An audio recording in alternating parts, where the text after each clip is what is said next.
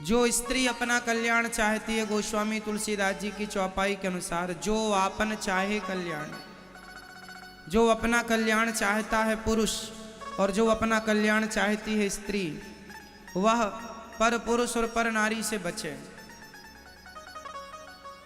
इस संसार में सबसे खतरनाक, सबसे बुरा क्या है, सबसे बुरी क्या है, बुरी वस्तु वह क्या है? तो शास्त्र कहते हैं पर स्त्री और पर पुरुष दोनों ही सबसे बुरे हैं। पर स्त्री सबसे बुरी, पर पुरुष सबसे बुरा है। पर नारी पैनी छुरी, तीन तरफ से खाए, धन हरे, यौवन हरे और घोर नरक ले जाए। इसलिए वह व्यक्ति अच्छा है जो पराई स्त्री और पराई पुरुष से बचा है। इसलिए आपको भी इस बात का ध्यान रखना चाहिए कि हम किसी पराई स्त्री के चक्कर में बिल्कुल ना पड़ें, किसी पराई पुरुष के चक्कर में ना उलझें, क्योंकि जीवन भर आदमी नाम इज्जत कमाता है और एक जरा सी गलती में वो नाम इज्जत मिट्टी में मिल जाता है। इसलिए स्वाभिमानी जीवन क्या है? स्वाभिमान से जीना है और स्वाभिमान से मरना है। स्वाभिमानी बनो। मर जाना अच्छा है, पर अपने चरित्र पर, अन्य गलतियां तो देखो माफ हैं। हमसे कोई गलती हो जाए, कहने में त्रुटि हो जाए, हमने कुछ कहने में त्रुटि कर दी तो वो गलती माफ है, आप माफ कर देंगे, परंतु चरित्र की गलती किसी की माफ नहीं होती। इसलिए आप सबको अपना चरित्र मजबूत रखना चाहिए। मर जाना अच्छा है, पर चरित्रहीन होकर समाज में जिंदा रहना अच्छा नहीं है, ऐसी मेरी मान्यता है। चरित्रवान बनो। सबसे बड़ी संपत्ति है चरित्र। राम चरित्र सुनवे को रसिया, राम लखन सीता मन बसिया। राम के चरित्र की ही पूजा होती है। आजकल छोटे छोटे बच्चों को माँ बाप शायद ना समझा पाए, ना सिखा पाए। आजकल लड़की लड़के स्कूल कॉलेज के बहाने ये माँ बाप से दूर हो जाते हैं, अपना अलग रहते हैं, अलग पढ़ते हैं, और वहाँ इन्हें किसी से प्यार हो जाता है, प्यार होता है और ये दुष्कर्म कर लेते हैं, और अंत में फिर किसी और पुरुष से उसका विवाह हो जाता है। कई बार ऐसा होता है कि लड़की किसी लड़के से प्यार करती है, लड़का किसी लड़की से प्यार करता है। प्यार तो किया और आपने प्यार प्यार में अपने रिश्ते भी बना लिए, लेकिन दुर्भाग्य से आपका विवाह ना हो पाया, तो दूसरे के संग आपका विवाह हुआ।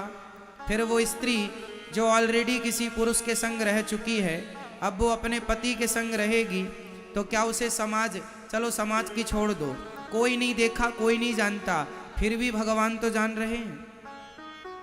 क्या आप अब अपने आप को पतिव्रता नारी कह पाओगी सारी जिंदगी?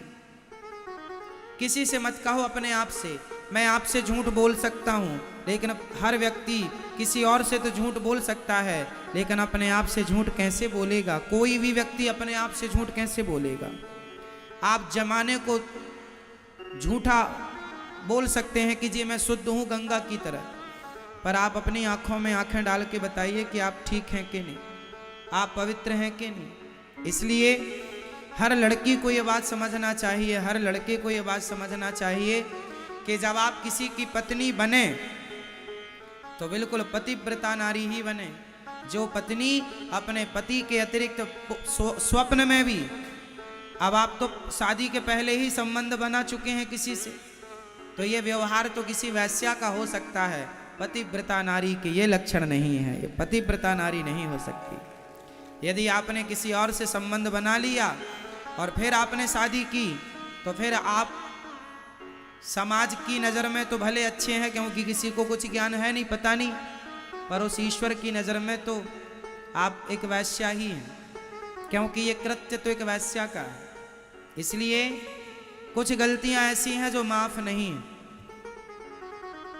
खासकर रावण ने एक ही तो गलती की, सीता मां को उठा कर ले गया, रावण ने कोई माता सीता के संग जोर जबरदस्ती थोड़ी की थी। क्यों जी? रावण कोई अपने कमरे में ले जाके थोड़ी माता सीता को रखा था। रावण ने केवल माता सीता का हरण किया, उनकी मर्जी के बिना ले जाके कमरे अशोक वाटिका में रखा। केवल नारी का, पराई स्त्री का गलत भावना से कोई पुरुष स्पर्श भी कर ले तो उस स्पर्श मात्र से भी उसका सर्वनाश हो जाएगा। यह रावण उदाहरण है इस बात का। पता नहीं लोग क्यों नहीं समझते, क्यों नहीं आप अपने बच्चों को यह शिक्षा देते कि वह चरित्रवान बने। आप अपने बच्चों को चरित्र की शिक्षा जरूर दीजिएगा। हर लड़की का चरित्र मजबूत हो, हर लड़के का चरित्र। पढ़ाई लिखाई करना बुरा नहीं है, पढ़ो, मन लगा के पढ़ो, पर पढ़ाई के नाम पर आप अपना चरित्र बिगाड़ लें, ये कौन सी समझदारी है? कितनी लड़कियां ऐसी हैं, एक लड़का लड़की मेरे पास आए, बोले महाराज जी हम दोनों प्यार करते हैं, शादी करना चाहते हैं। हमने कहा कर लो। बोले हमारी माँ तैयार नहीं है, लड़के ने बोला। मैंने कहा जब माँ तैयार नहीं है तो मत करो शादी, जहाँ माँ बाप कहें वहाँ कर लेना। नहीं महाराज मैं इस लड़की से बहुत प्यार करता हूँ। तो मैंने कहा फिर माँ बाप तैयार नहीं है तो फिर क्या करोगे? लड़के ने कहा मैं इस लड़की के संग तो शादी करूँगा, माँ बाप भले तैयार ना हो, मैं माँ बाप को छोड़ दूंगा। मैंने उस लड़की की तरफ देखा और मैंने कहा बहन देख रही है, जिस माँ बाप ने इसे पाल पोस कर बड़ा किया, जिस माँ ने इसका मलमूत्र धोया है, 9 महीने पेट में रखा है, ये अपनी माँ का सगा ना हो सका जिसने इसे जन्म दिया है, ये तेरा सगा क्या होगा? इसके चक्कर में ना पड़। जो अपने माँ बाप का ना हो सका वो तेरा क्या होगा? लड़कियों को लगता है अरे इसने तो हमारे लिए माँ बाप छोड़ दिए। नहीं, उसने इसलिए छोड़ दिया क्योंकि वो नालायक है, क्योंकि वो जानता नहीं कि माँ का बलिदान कितना श्रेष्ठ होता है बच्चे के लिए। ये लड़की 4 साल से तुम्हें मिली है, 4 साल के प्यार के लिए माँ का 20 साल 25 साल का प्यार छोड़ दिया। बताओ आपका पहला प्यार क्या है? आपका पहला प्यार कौन है? आपका सबसे मेरा सवाल बताइए, आप सबका पहला प्यार कौन था?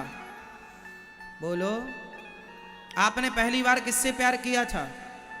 चाहे लड़की हो चाहे लड़का हो, पहली बार वो अपनी माँ से ही प्यार करता है। क्यों, ये बात सही है? बोलो हाँ। हर बच्चे का, बच्चे में बच्चियां भी आ गई, बेटियां बेटा सब आ गए, हर बच्चे का पहला प्यार माँ होती है।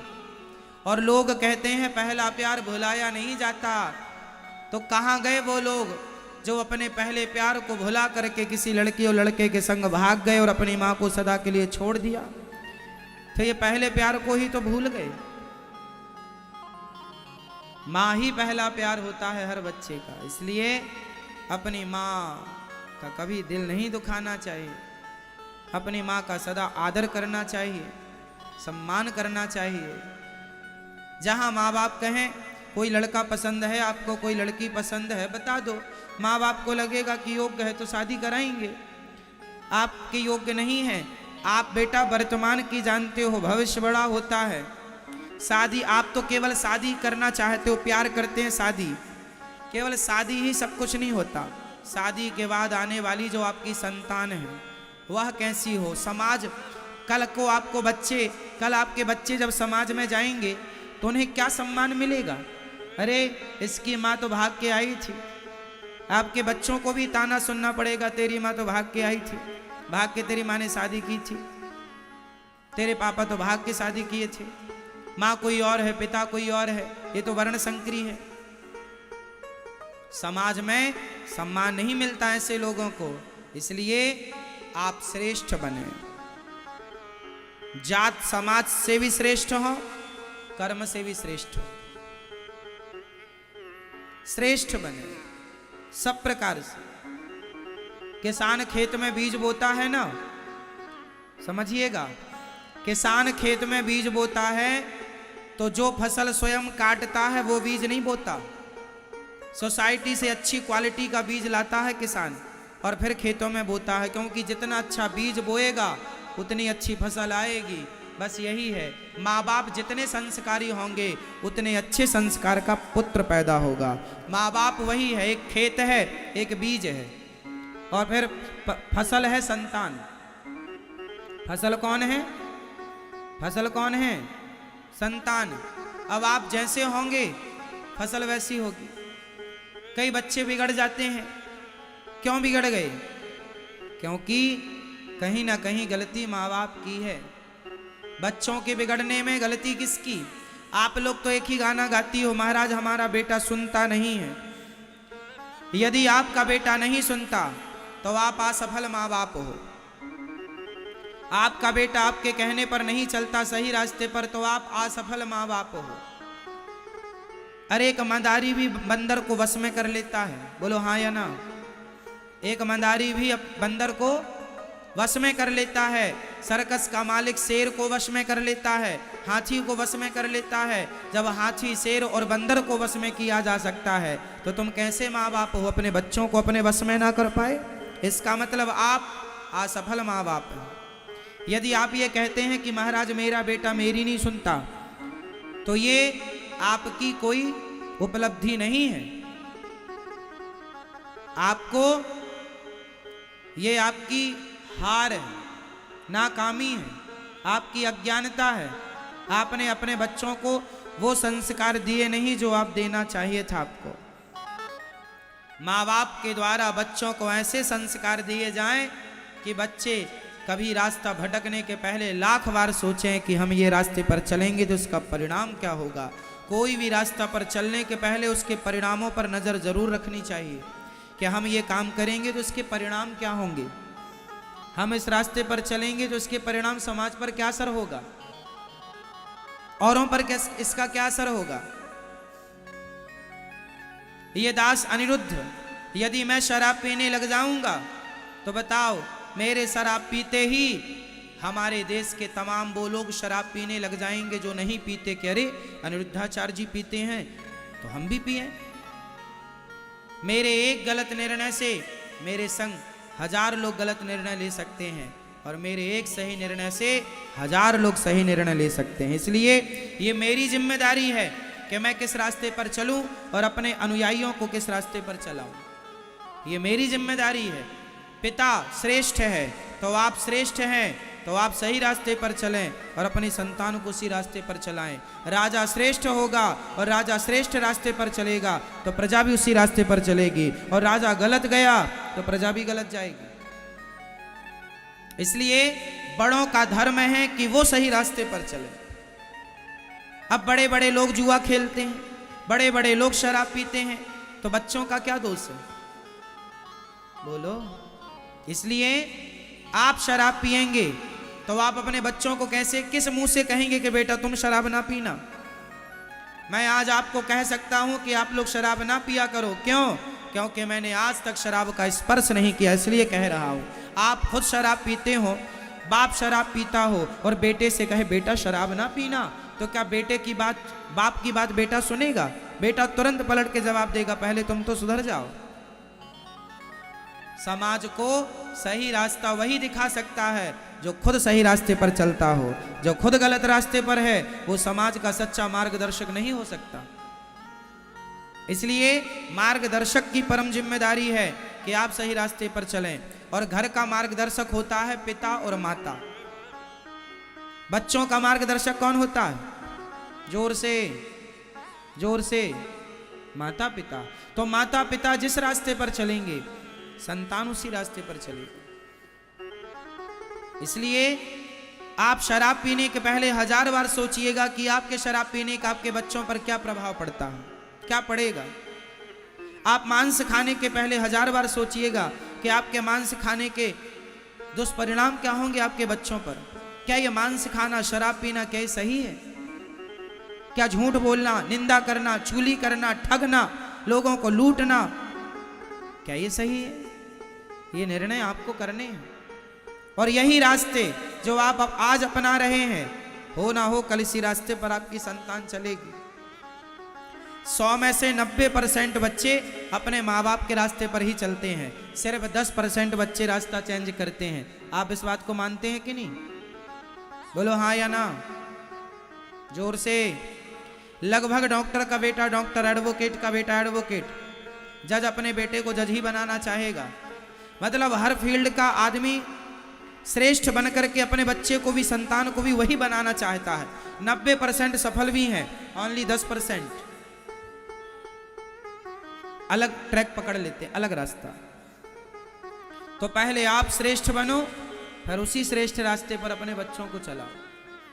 यही एक माँ बाप की उपलब्धि है। श्रेष्ठ माँ बाप वो नहीं है जो बच्चों को पैदा करके छोड़ दें, जाओ बेटा मुंह मारो कहीं भी। ये तो सुअरों का काम है। सुअर अपनी औलाद पैदा करके, बच्चे पैदा करके छोड़ देता है, जाओ जहां जिस नाली में मन करे वहां जाके कूदो। एक पिता का धर्म क्या है? बच्चे पैदा करके छोड़ देना, बेटियों को पैदा करके छोड़ देना, जाओ कहीं भी मुंह मारो ना। माँ बाप का धर्म है कि आप अपने बच्चों को श्रेष्ठतम पुत्र बनाएं, श्रेष्ठ संस्कार दें। इस आप घर में क्या खाते हैं? अच्छे से अच्छा खाने की कोशिश करते हैं? बोलो हाँ। आप सबसे हेल्दी खाने की कोशिश करते हैं, अपने बच्चों को आप सबसे अच्छे से अच्छा खवाते हैं, हाँ या ना? बोलो हाँ या ना। आप खुद अच्छे से अच्छा खाने की कोशिश करते हैं, बच्चों को अच्छे से अच्छा खवाने की कोशिश करते हैं। जब हर चीज़ अच्छा करते हैं बच्चों के लिए, अच्छे से अच्छे कपड़े, अच्छे से अच्छा स्कूल, आप बच्चों का नाम लिखाने के पहले 10 बार सोचते हैं किस स्कूल में बच्चे का नाम लिखाऊं, ये अच्छा है कि ये अच्छा है। दोनों में आप देखते हैं कि ये ज़्यादा बेहतर है। वहाँ जब अच्छे से अच्छा स्कूल, अच्छे से अच्छे कपड़ा, अच्छे से अच्छा खाना, तो अच्छे से अच्छे संस्कार क्यों नहीं मेरी माँ? यहाँ चूक जाता है आदमी। स्कूल तो अच्छे से अच्छा है, कपड़े तो अच्छे से अच्छे हैं, खाना पीना अच्छे से अच्छा, पर संस्कार अच्छे से अच्छा नहीं होता। यहाँ मार खा जाता है, मार खा जाते हैं माँ बाप। इसलिए आपको सफल माँ बाप बनना है, और सफल माँ बाप वही है जिनके बच्चे चरित्रवान हैं। आपका बच्चा भले एक क्लास कम पढ़ा हो, भले एक डिग्री कम हो, पर चरित्रवान है तो आपका बच्चा ही श्रेष्ठ है।